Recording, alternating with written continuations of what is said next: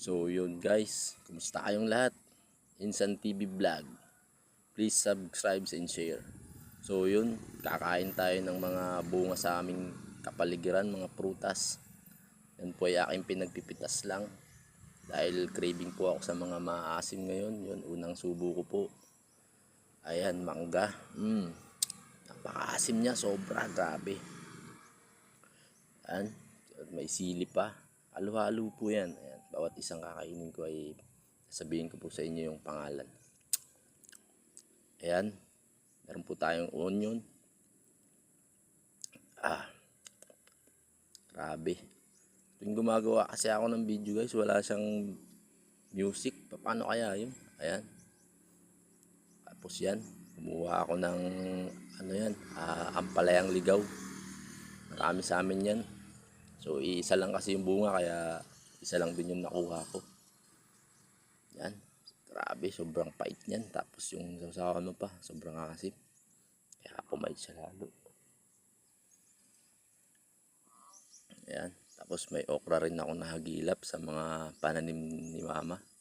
Sa gilid-gilid yan. First time ko talaga kumain ng mga ganyang hilaw.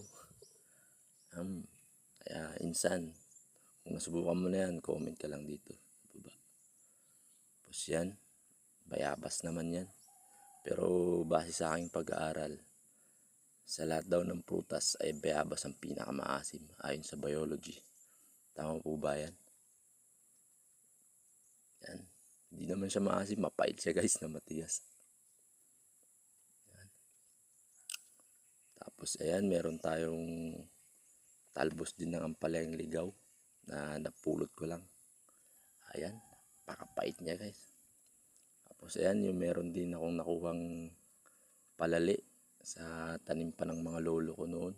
Kauna-unahang panahon. Dahil pag taggutom yan daw kinakain nila. Sobrang asim din yan. Ayan yung balat niya, sobrang sarap niyan. Parang balat siya ng baka. Napakalutong guys. Sayang at di nyo marinig yung sounds ng pagkain natin dyan. Ayan, lemon. Grabe. Asim. Kain tayo ng mangga. So hanggang ngayon naglalaway pa rin ako. Grabe. Yan. Tsaka meron pa tayong isang buo ng dragon fruit. The only one na bunga. Kinuha ko na. Baka unahan pa tayo ng kapitbahay. Mahirap na. Baka tayo mapakinabangan. So yan. Bibiyakin na